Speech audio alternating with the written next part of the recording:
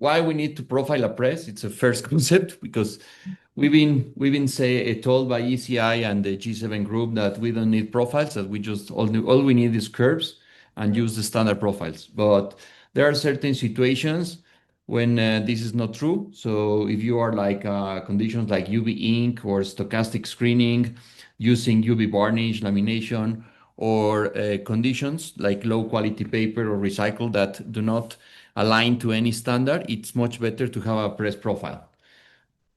So the concept of dynamic profiling is to take the real measurements from the press and then filter and average these measurements and then create a profile from that.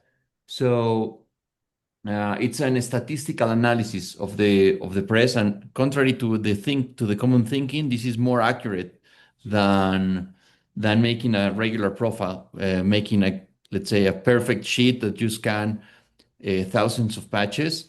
In my experience, it is more accurate and more representative of the real behavior of the press if you use dynamic profiling.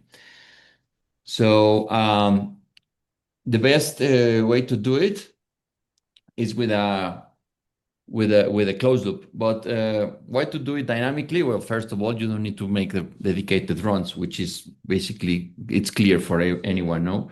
So if it's better, why not everybody is using it?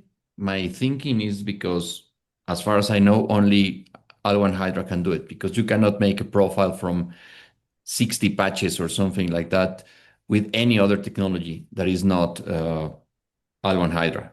So that's the reason, my thinking, that why it's not so popular with any, I mean, why nobody else is doing it.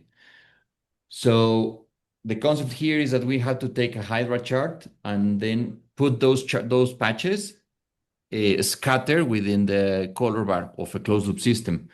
So it sounds easy, but unfortunately, the software is not always it's not possible. So the software I'm using in this sample, it is Digital Information Ink Zone Move, which is the software that controls the spectro. It can be an X-Rite or a Tecon. So we had to I had to work with the Christoph, the manufacturer of the software, so the software could scan composite patches, because normally the scanning software only controls patches that are, process control, but not patches that combine like CMYK plus black, for example, because you never use these patches for process control. So X-Rite software, for example, can't do it, and Tecon Expresso can't do it either. So here we take the color bar, we scan it, then we send this data from the color bar to the Alwan Hydra, and then we get the profile.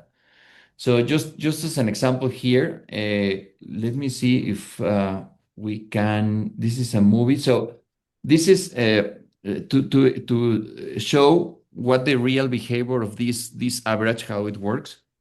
So this is a comparison of all the measurements, which this is a web press. This is a web press. And for example, this color here, I don't know if you can see the mouse. This is all the samples, how they move across the print run. But when we get the average, if you see, it is very accurate because we can get right into the middle. Like, for example, this is the cyan, and here you can see the 90% and the 100%, and we get very clear, very precise representation of the sample. So even if you have the press it has a lot of variation, when you do the average, the spectral average, then you get a perfect spot of where the press normally behaves. So, for example, this is the magenta. Again, you can see how scattered all the dots you see. It is all the measurement. It is about 7,000 measurements. So out of the 7,000, when we make the average, we get the perfect center of all those 7,000 patches. And here's the yellow. So you can see it is very, very, very accurate. Here's a movie. Maybe you can see that this is, so the big purple dots is the final data that will go to Hydra to make the profile after the average. So it is very, very accurate. Okay. So I have two samples to show you. Both are not very good in terms that the conditions were less than ideal. I have to be clear on that. And so the first sample I'm going to show you is a sheet fed packaging press, which the press is not calibrated, so the result visually is not good. And all I was trying to do is to compare, because on this sheet I have charts, regular 16, 17 charts, and then I have the reading of the three color bars of the Hydra. So the idea is to make a profile with the charts and the profile with Hydra and compare.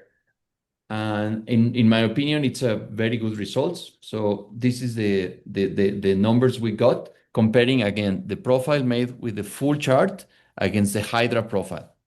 And the average was 1.46 delta E, the average, and a maximum of almost 9.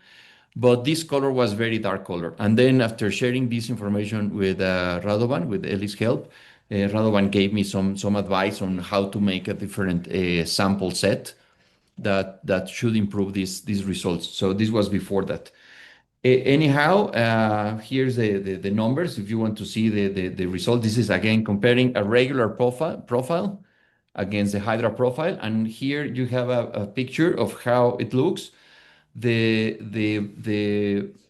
on the right it is the press, and on the left is the proof. So you can see that the prediction, it's a proof made with a profile from Hydra. So the prediction the profile is doing of the press behavior, it's very close, as you can see.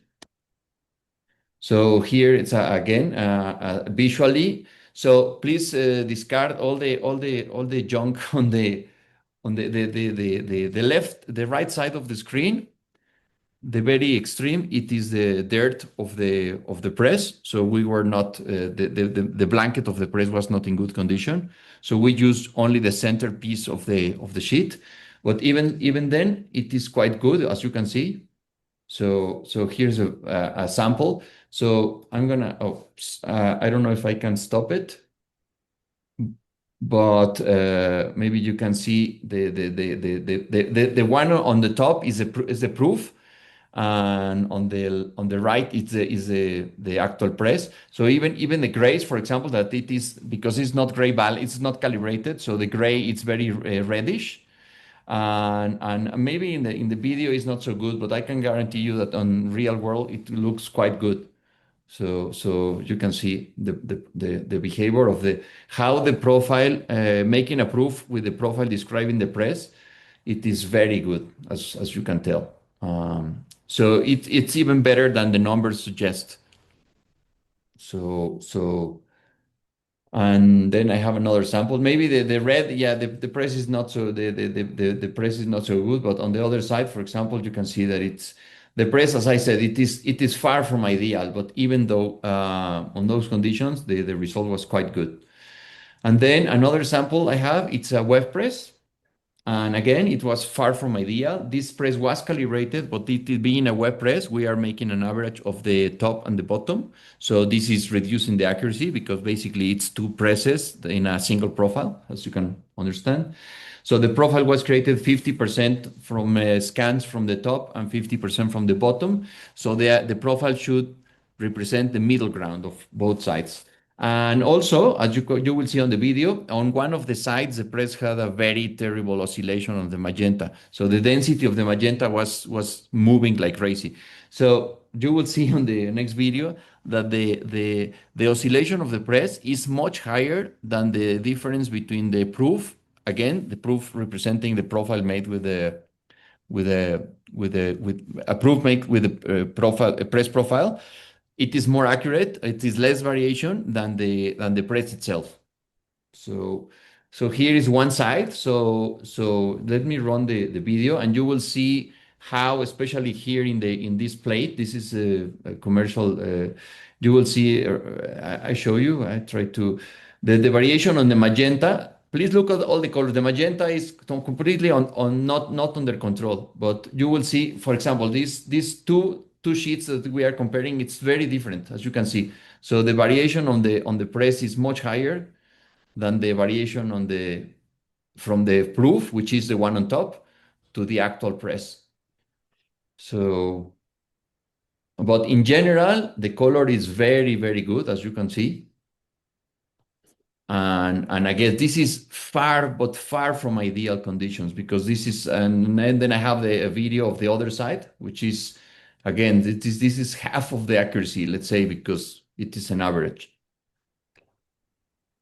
So, and this is the full sheet, and then this is the other side again. So you can see, for example, that oops, sorry, this is the last. Oh, let me run again. You will see that again that the magenta is a lot of variation. Now I'm gonna split, and you will see like this purple, this solid color. You will see a lot of variation. The two on the right are press sheets, and the left it is a proof. So the proof is right in the middle between the oscillation of the press. You see the difference in magenta I'm showing there, but even though it is quite good.